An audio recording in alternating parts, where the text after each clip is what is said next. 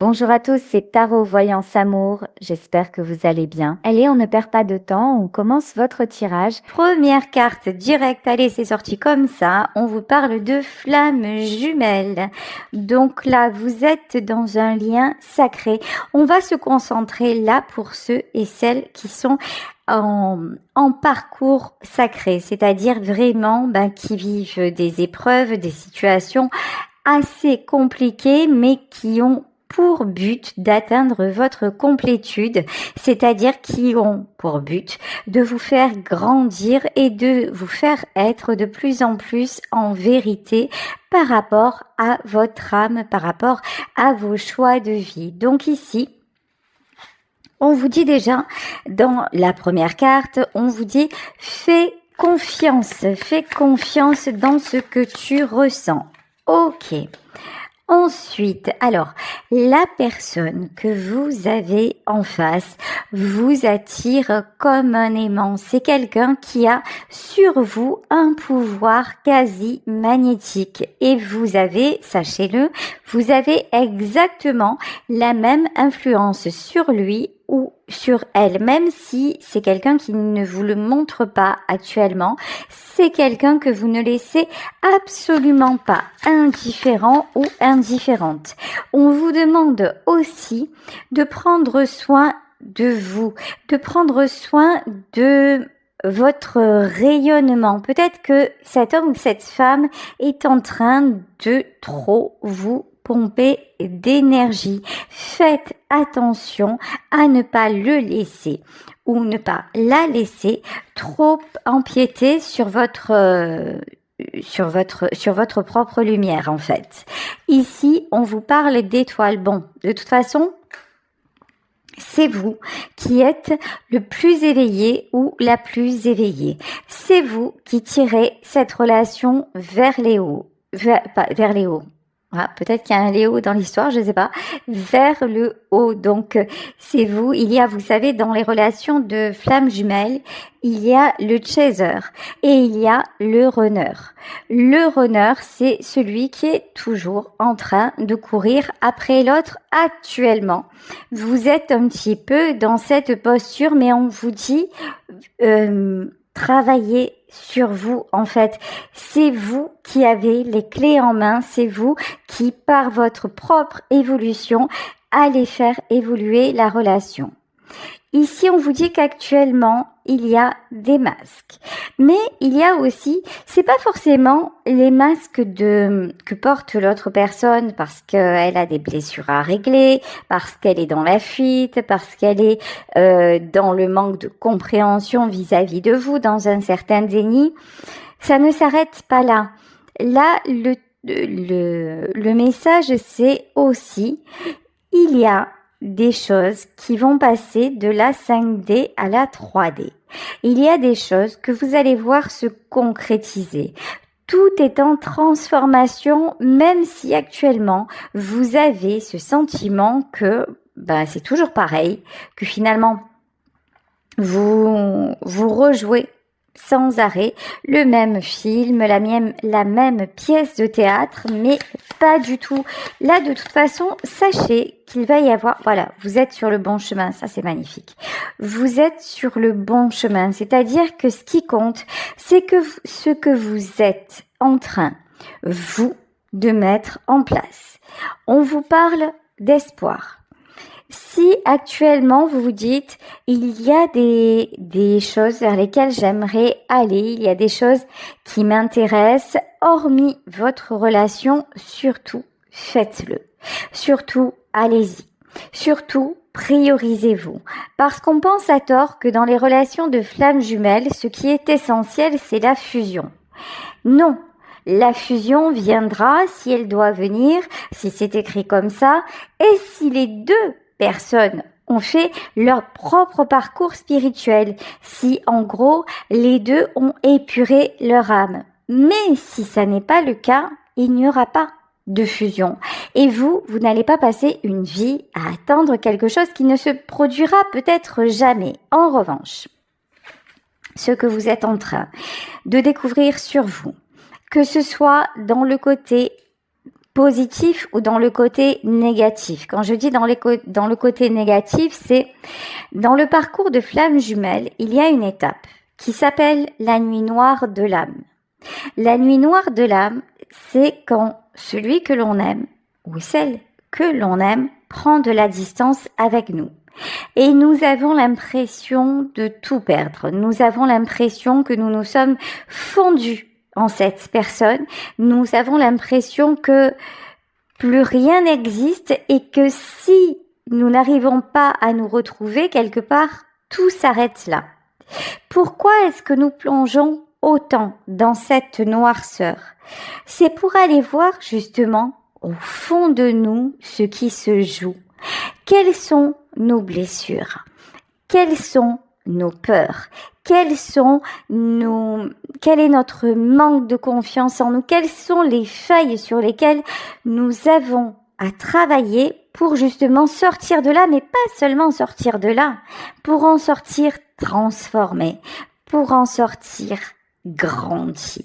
Et c'est à ça que nous servent ces rencontres. Ces rencontres arrivent au moment où nous sommes prêts, où nous sommes prêtes à franchir une étape supérieure dans notre vie.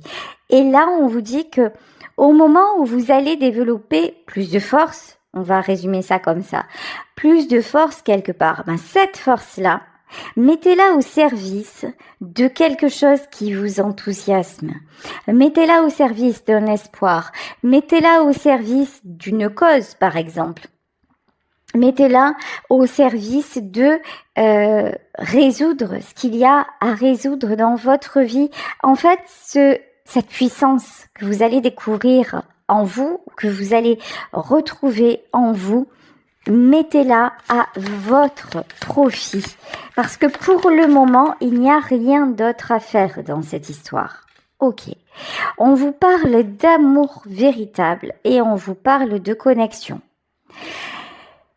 Même lorsque votre autre n'est pas là, même quand vous pensez que c'est terminé et qu'il n'y a pas de retour possible, même à distance, même si vous vous êtes disputé très très fort, la connexion reste, le lien reste. Vous avez essayé 100 fois de dire stop. Vous avez essayé de l'oublier. Vous avez essayé de passer à autre chose. Mais vous avez beau faire, c'est impossible. Pourquoi c'est impossible? Parce que cette relation ne date pas de ce temps-là. C'est une relation qui se rejoue depuis des vies antérieures. C'est certainement une relation qui, jusqu'alors, n'a pas pu aboutir. D'où cette blessure qui est réactivée, ce sentiment d'inachevé et ce besoin de se retrouver parce que ça fait une éternité que ça dure, parce que depuis une éternité, vos âmes se sont promis l'amour et qu'elles n'ont pas réussi à se le donner dans une vie, qu'il y a toujours quelque chose ou quelqu'un qui a réussi à vous séparer. Malgré tout, de tout ça, il reste l'amour. L'amour, n'oubliez pas que c'est la plus belle énergie qui soit. Et là, nous en arrivons à l'amour inconditionnel. Qu'est-ce que c'est l'amour inconditionnel? L'amour inconditionnel, quelque part, c'est pas humain. L'amour inconditionnel, c'est le fait que même si une personne est séparée de vous, même si elle vit avec quelqu'un d'autre, même si vous n'êtes plus jamais amené à la revoir, il y aura toujours une place pour elle dans votre cœur. Ça, c'est de l'amour inconditionnel. C'est souvent ce même amour que les parents ressentent pour leurs enfants. Je m'excuse pour la coupure, donc je vous parlais d'amour inconditionnel. Et cet amour-là, ne luttez pas contre lui, parce que si vous savez l'apprécier, si vous savez l'accueillir, c'est quelque chose qui va vous donner une force incommensurable. On le voit notamment, je vous le disais, dans les relations parents-enfants. Quoi que fassent notre enfant, il y a cette espèce de puissance qui se dégage de nous au moment où celui-ci a besoin de nous, nous nous révélons. Il y a quelque chose c'est comme si d'un coup on avait des super pouvoirs. En fait, l'amour d'un jumeau, c'est-à-dire de la relation flamme jumelle, c'est de cet ordre-là. Mais, par exemple, si je reprends l'exemple de nos enfants, nous le savons dès le départ, nos enfants ne sont pas là pour faire leur vie avec nous. Nous les aidons à grandir et ensuite ils font leur chemin. Et on va se retrouver à certains croisements de nos vies. Et même si on a de très bons rapports avec eux, à un moment, voilà, l'oiseau s'envole du nid. C'est ça en fait qui est plus difficile à accepter à notre flamme jumelle, parce qu'évidemment là il s'agit d'une relation de couple.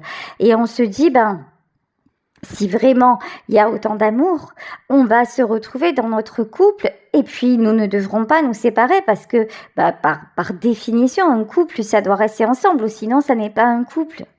Mais c'est pas tout à fait ça. C'est pas tout à fait aussi simple. Vous voyez, là, il y a vraiment quelque chose de plus spirituel à comprendre. Ok. Ici, on vous parle de libellule, on vous parle de romance et on vous parle de timing divin. Alors, la libellule, ça peut être tout simplement un signe. Je m'explique. Quand votre autre n'est pas là, vous pouvez voir que ce soit des oiseaux. Vous demandez, vous pensez à lui et d'un coup il y a un oiseau qui vient se poser sur votre fenêtre. Ça peut être un papillon, ça peut être une libellule.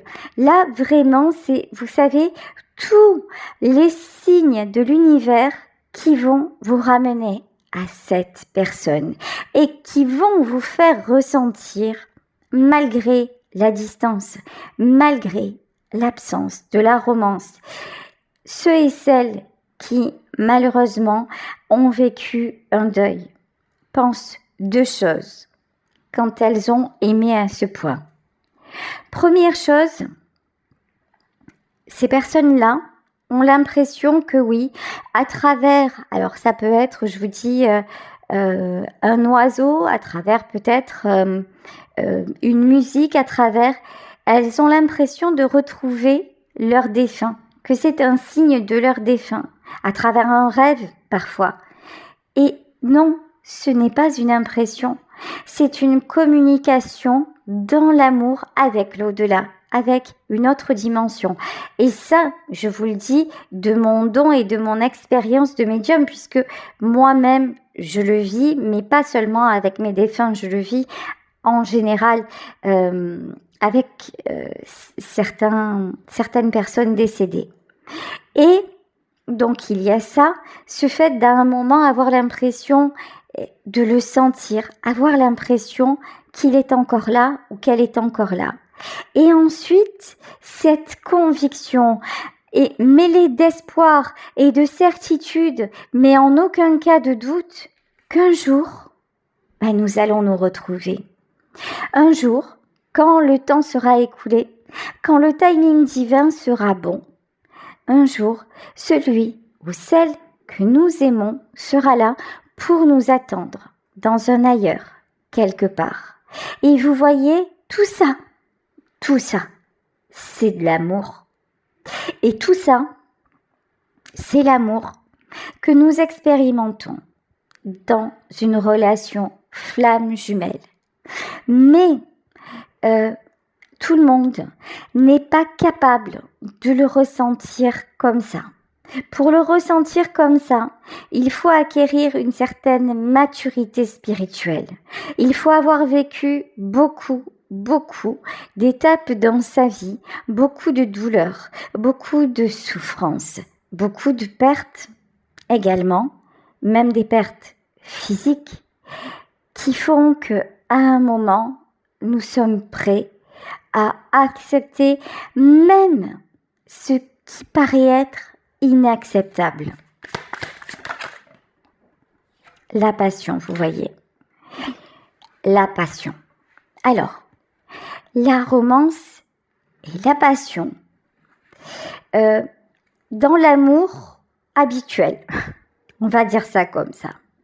Dans l'amour habituel, nous avons la rencontre, nous avons la passion, et puis nous avons la vie à deux qui commence, les projets, puis après une certaine routine, et puis après une habitude qui fait que les choses se transforment beaucoup plus en tendresse, en complicité. Voilà, nous évoluons ensemble. Dans la relation flamme jumelle, quelque part, je dis bien quelque part, la passion ne s'éteint pas. Parce que parce qu'il y a cette mémoire ancestrale comme quoi ça fait si longtemps et que maintenant il est temps d'en profiter. Quand on retrouve sa flamme jumelle, c'est d'une intensité incomparable. Quand cette personne s'est éloignée, que cette personne revient, il n'y a plus rien autour. Il n'y a plus personne qui fait le poids parce que c'est écrit, en fait, tout simplement. Mais bien sûr, au fil du temps, et si la fusion se fait, cette union va devenir plus apaisée, plus humaine, entre guillemets. Mais là, dans une relation flamme jumelle, tout est toujours au taquet, en fait. C'est toujours très, très fort. Voilà. Ce qui est difficile dans dans ce type d'amour, c'est de garder son indépendance. C'est plus que l'indépendance, de garder son individualité. Parce que, quelque part, notre jumeau ou notre jumelle, nous avons l'impression que c'est celui ou celle qui nous a manqué toute notre vie. Et si l'on en croit, j'ai presque envie de dire la légende, si l'on en croit le fondement de cette relation-là, la flamme jumelle, ce serait en fait une seule et même flamme à la base, c'était une seule et même flamme qui s'est scindée en deux pour aller vivre son parcours sur Terre, pour aller s'incarner. Mais effectivement, à la base, il s'agissait d'une seule et même flamme. Donc, ce sentiment que nous avons, comme quoi nous retrouvons en lui ou en elle cette partie de nous, si l'on en croit cette histoire-là, bien sûr que ce serait justifié. Sauf que nous sommes incarnés. Sauf que si, dans un autre monde où nous sommes scindés, c'est pour aller expérimenter. Expérimenter la matière. Expérimenter les émotions.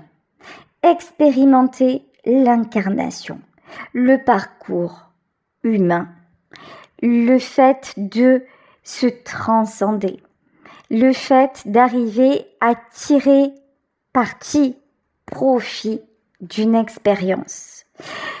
L'être humain, contrairement à l'âme lorsqu'elle est, j'allais dire hors sol, l'être humain est là pour se réaliser. L'être humain est là pour apprendre qui il est et incarner qui il est. Lorsque vous êtes dans le grand tout, vous êtes simplement. Mais l'être humain, souvent, tout le temps d'ailleurs, pas tout le temps, parce qu'il y a des choix d'incarnation qui sont différents, mais l'être humain, pendant toute sa vie, est là pour apprendre. Et ce parcours-là de flamme jumelle, c'est un test plus. C'est un challenge énorme qui nous fait vraiment nous réveiller au sens spirituel du terme. C'est quelque chose qui balaie toutes les illusions. Alors il faut savoir aussi que lorsque l'on rencontre sa flamme jumelle, souvent, très souvent, il y a des événements dans nos vies qui s'enchaînent et nous perdons pas mal de personnes sur le chemin. Parce que ces personnes-là ne sont plus utiles. Alors vous allez me dire, c'est un peu dur ça, de dire ça comme ça. Alors oui, vous le savez, des fois j'ai pas les mots, je suis maladroite, je vais vous expliquer. En fait, pendant un temps, nous avons fait un petit bout de vie avec des amis, avec nos familles, avec un amour. Bon. Et quand nous rencontrons notre flamme jumelle, ça prend toute la place. Et les gens qui sont face à nous, souvent, presque tout le temps, ne nous reconnaissent plus. Et puis, ils ne comprennent pas, parce que tant qu'on n'a pas vécu ça, on ne peut pas le comprendre. Ça leur paraît tellement irréel, irrationnel, parce que souvent, notre flamme jumelle nous fait pique-pendre. C'est une personne dont on accepte quasiment tout, alors qu'avant, nous étions plutôt du genre à dire non, du genre à avoir un fort caractère, du genre à être plutôt indépendante. Mais là, il y a plus que ça. Il y a au-delà de ça. Alors, autre précision. Les flammes jumelles peuvent apparaître comme les parcours flammes jumelles peuvent apparaître, on peut s'y méprendre des fois, comme des parcours toxiques. Et je pense très honnêtement qu'à un certain moment, ils le font pour nous faire voir en nous notre propre part d'ombre et pour ne plus nous faire accepter l'inacceptable finalement.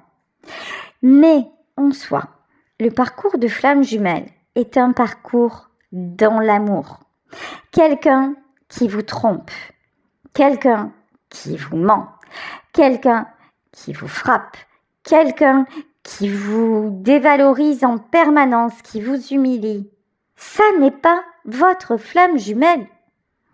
C'est une personne à éradiquer de votre vie. C'est quelqu'un qui fait écho à des mémoires qui sont en vous, mais des mémoires sur lesquelles vous devez vraiment travailler, des mémoires dont vous devez vous dégager pour avoir une vie heureuse. Souvent, on confond flamme jumelle et partenaire toxique. Pas du tout. Pas du tout, même s'il est vrai qu'à certains moments, ça se ressemble au point de s'y méprendre.